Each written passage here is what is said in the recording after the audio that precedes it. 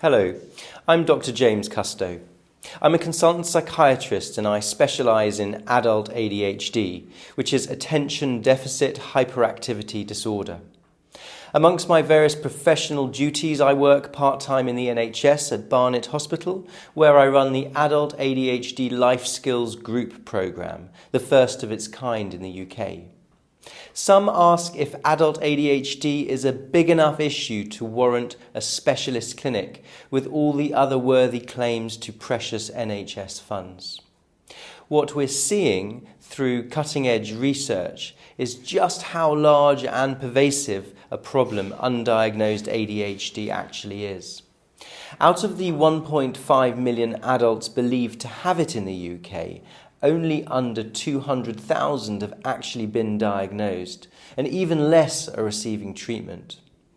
Having worked in the field for many years, I can tell you with confidence that this is a very real problem, and it isn't just a condition that affects naughty children who are struggling with their schoolwork.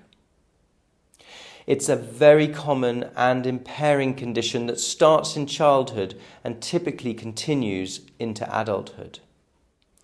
Thousands of peer-reviewed studies teach us a lot about this interesting, multifaceted, and often misunderstood condition.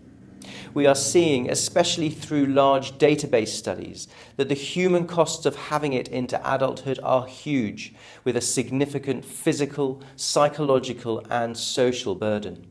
From driving accidents, to obesity, to drug and alcohol addiction, to depression, and even higher rates of STDs and unwanted pregnancies, the cost to the health service of untreated ADHD is breathtaking. As an example, it's been found that up to 30% of prisoners have undiagnosed ADHD.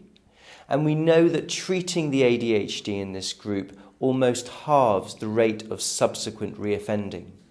Symptoms of ADHD range from distractibility and forgetfulness, poor organisation and planning, impulsivity, restlessness, and dysregulated emotional behaviour. Many people with ADHD do present with mood disturbance and anxiety.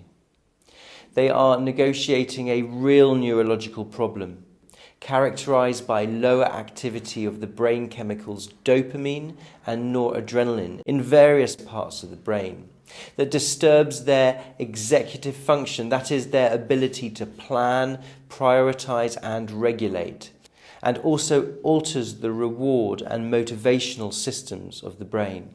Focus is a real issue for people with ADHD, but it can go both ways. Not enough focus on one hand and sometimes too much in the case of hyperfocus.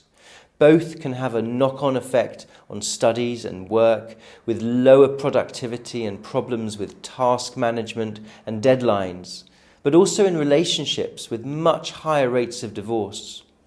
Their partners often feel that they just don't care, when in fact, very commonly, there are really good intentions, but a significant struggle with execution.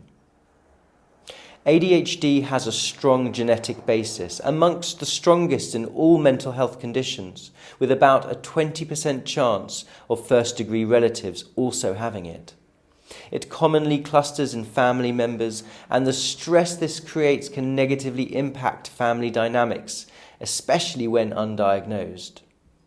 Through better screening and awareness, better education of GPs and mental health staff, and a more responsible media, things are slowly changing. So, although sometimes it's hard to see ADHD, the benefits of doing so are indisputable. Thanks for listening to us.